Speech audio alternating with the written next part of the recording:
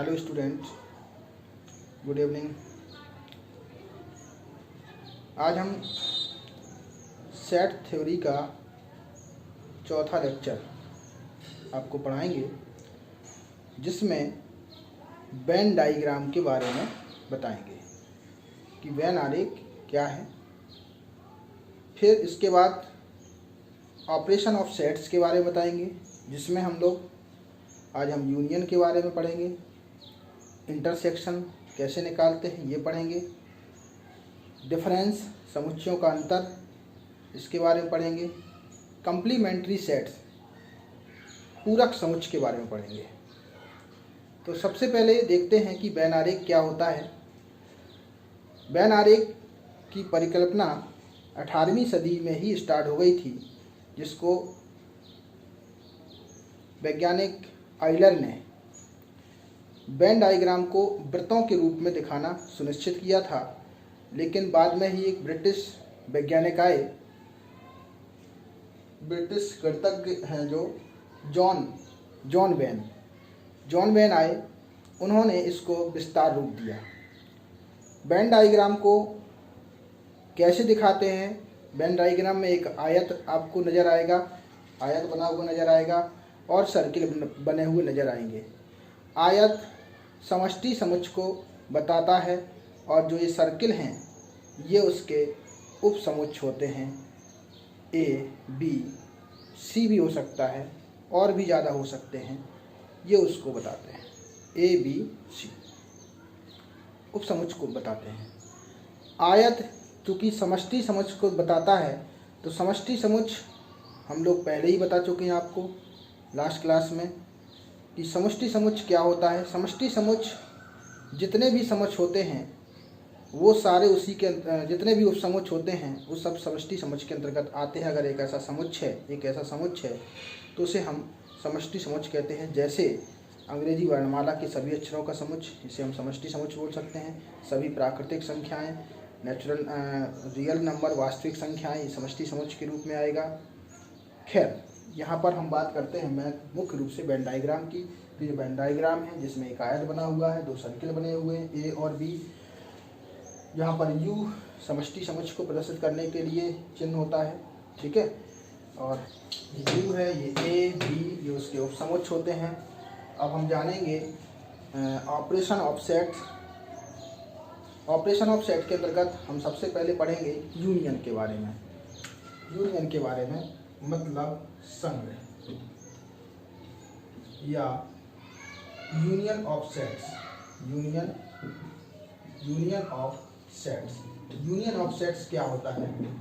Union of sets, अगर कोई दो समुच्चय हैं ए और बी, तो उसे यूनियन ऑफ सेट क्या होता है कि यूनियन ऑफ सेट में ए के सारे एलिमेंट्स और बी के सारे एलिमेंट्स को एक साथ रख दिया जाता है, सम्मिलित कर लिया जाता है।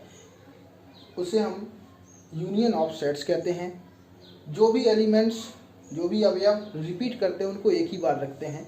जैसे एक नज़र इस पर डाल लेते हैं। जैसे यहाँ पर क्या है? ए है, ए का सेट्स क्या है? 1 2 3 है, और बी क्या है? 2 3 4 है।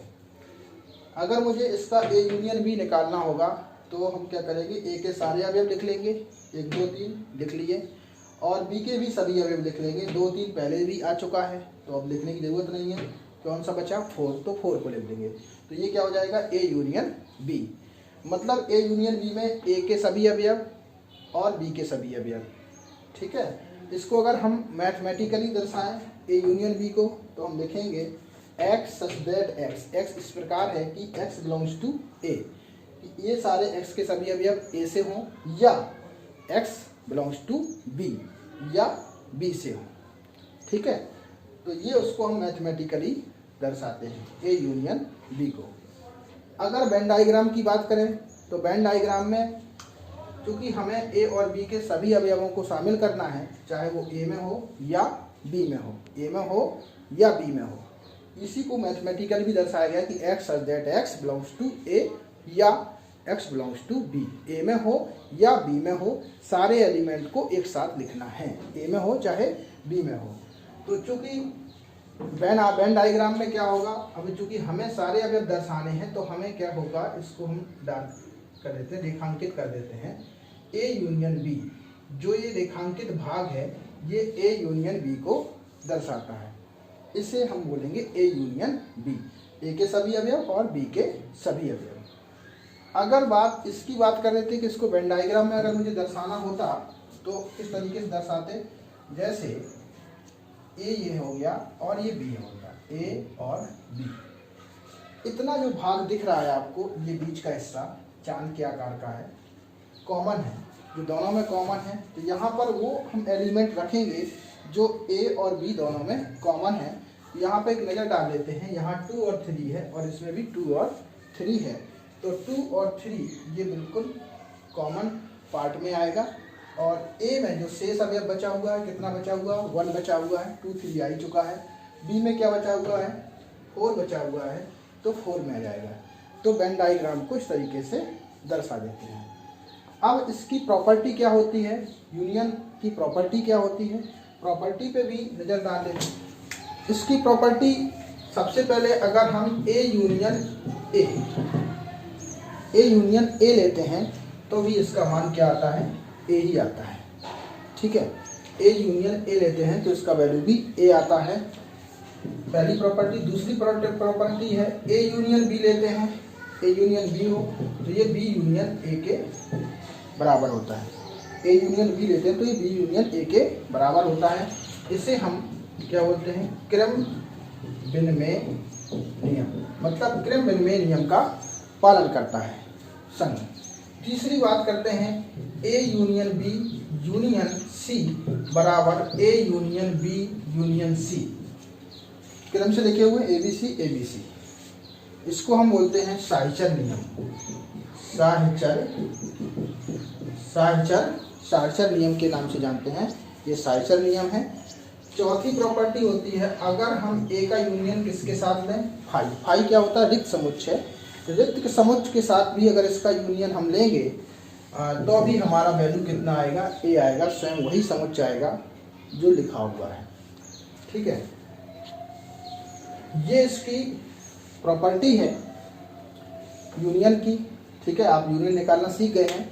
अब इसके बाद हम लोग बात करते हैं इंटरसेक्शन ऑफ सेट्स की बात करते हैं। इंटरसेक्शन ऑफ सेट, यूनियन हटा देते हैं,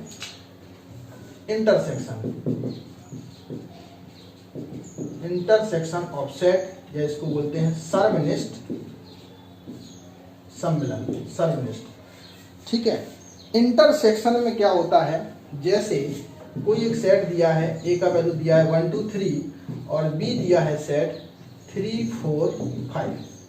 ठीक है, तो इंटरसेक्शन में होता क्या है कि ए और बी अगर हमें इनका इंटरसेक्शन लेना है तो दोनों में जो उभयनिष्ठ अवयव है, कॉमन एलिमेंट्स है, गौर से देखिएगा तो यहाँ पर क्या नजर आएगा, 3 और ये भी 3, इसमें 3 ही दोनों में क्या है, कॉमन है। तो ए इंटरसेक्शन जो बी का मान हो जाएगा वो केवल क्या होगा, 3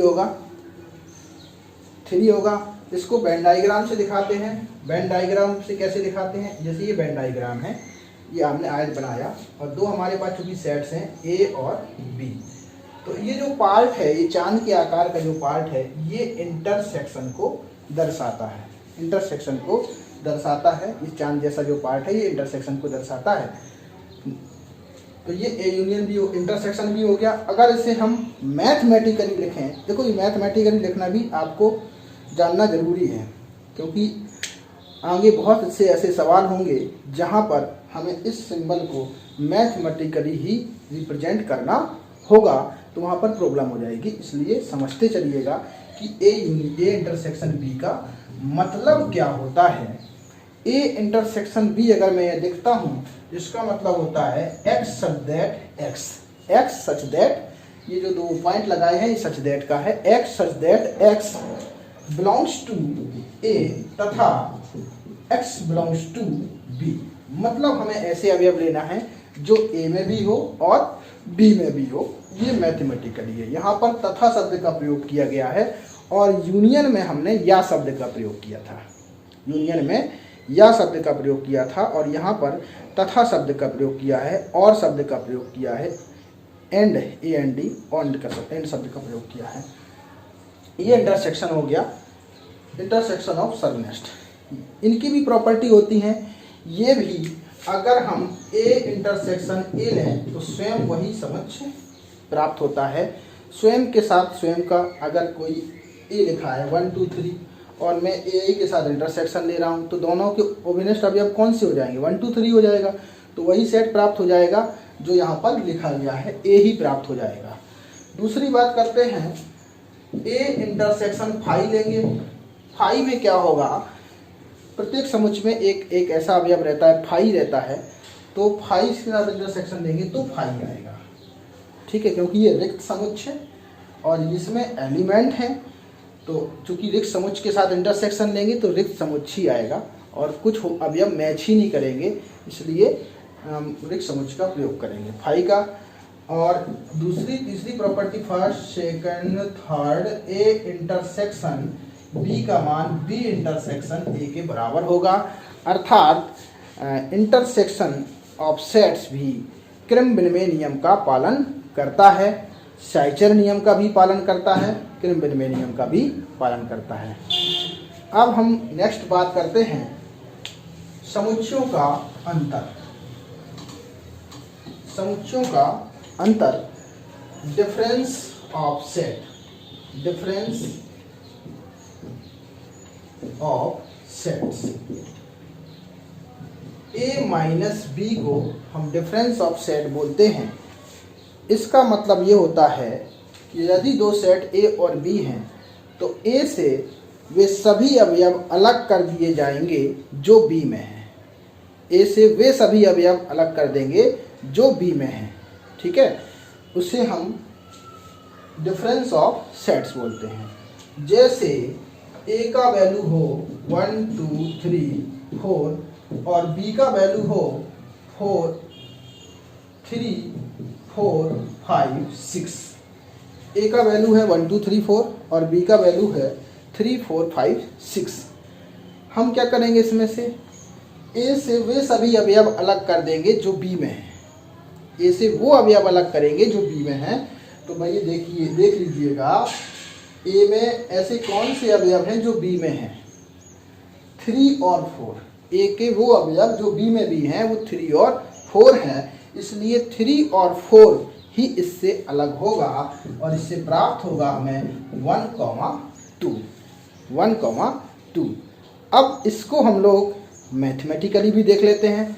मैथमेटिकली भी क्या होगा, अगर A माइनस B लिखा है तो हम इसे मैथमेटिकल लिखा सकते हैं x that x belongs to A, x belongs to A में है और x not belongs to B, x belongs to A और x not belongs to B। इसको समझ लीजिएगा, x that x belongs to A और x not belongs to B।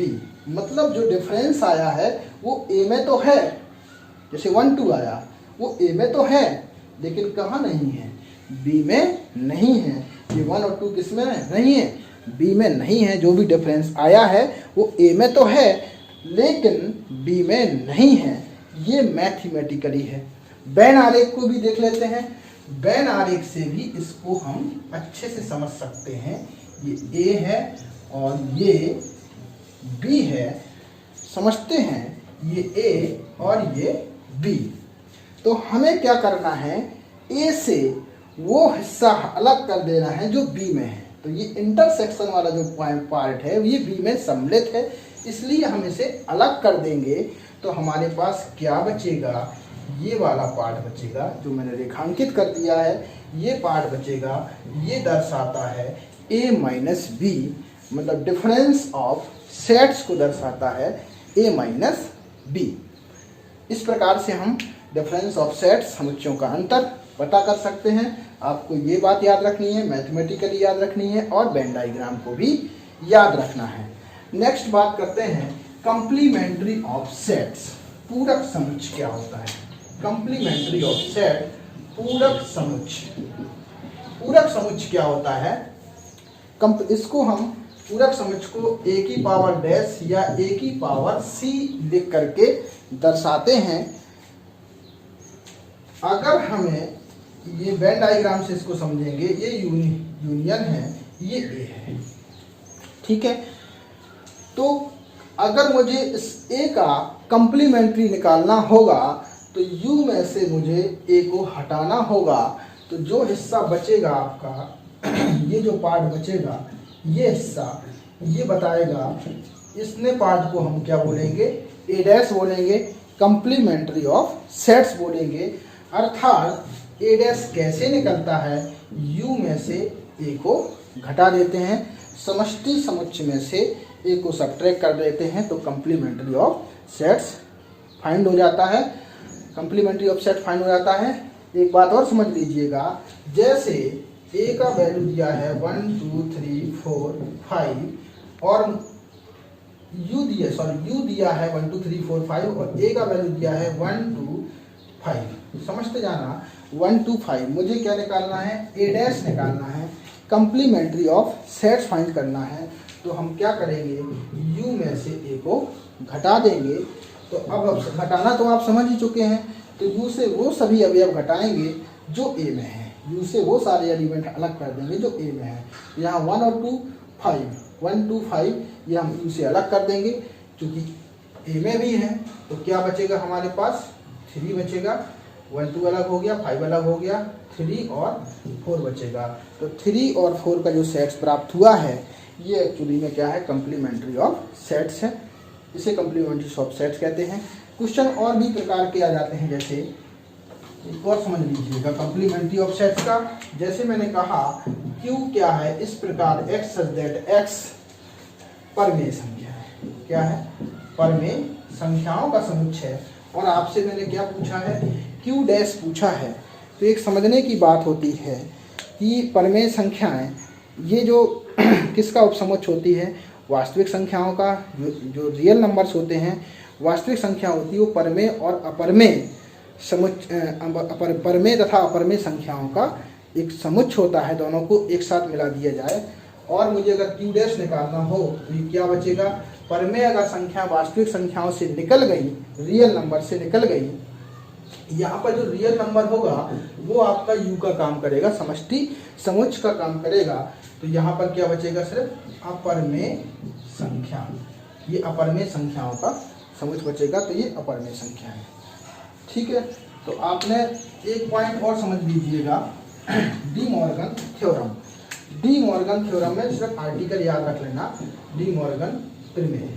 D Morgan प्रमेय में ए यूनियन बी की पावर अगर dash है, ठीक है, डी मॉर्गन क्या कहता है, अगर ए यूनियन बी की पावर डैश है तो इसका जो वैल्यू होता है A dash intersection B dash. Union है तो यहाँ पर क्या हो जाएगा, इंटरसेक्शन हो जाएगा, ए डैश बी डैश। दूसरा इसका थ्योरम है, अगर यहाँ पर इंटरसेक्शन है और उसके बाद उसका कंप्लीमेंट्री निकालना है तो ये हो जाएगा ए डैश यूनियन बी डैश। ये बेहद ही महत्वपूर्ण है, कॉम्पिटिटिव एग्जाम में पूछा भी जाता है, कई बार बीएचयू एग्जाम में भी पूछा गया है। ए इंटरसेक्शन बी का होल डैश बराबर ए डैश यूनियन बी डैश। ये इंटरसेक्शन का यूनियन हो जाता है, यूनियन का इंटरसेक्शन हो जाता है। इस बात को याद रखना है डी मॉर्गन थ्योरम के बारे में। आज हमने 5 चीज़ों के बारे में पढ़ा, यूनियन ऑफ सेट्स पढ़ा, इंटरसेक्शन ऑफ सेट्स पढ़ा, डिफरेंस ऑफ सेट पढ़ा, कंप्लीमेंट्री ऑफ सेट पढ़ा और हमने डी मॉर्गन प्रमेय के बारे में जाना। ये 5 थिंग्स मतलब 5 चीज़ों के बारे में पढ़ा। ये सेट थ्योरी का वेन डायग्राम से संबंधित था। आप इसको अच्छे से देख लीजिए, समझ लीजिएगा। Okay, thank you.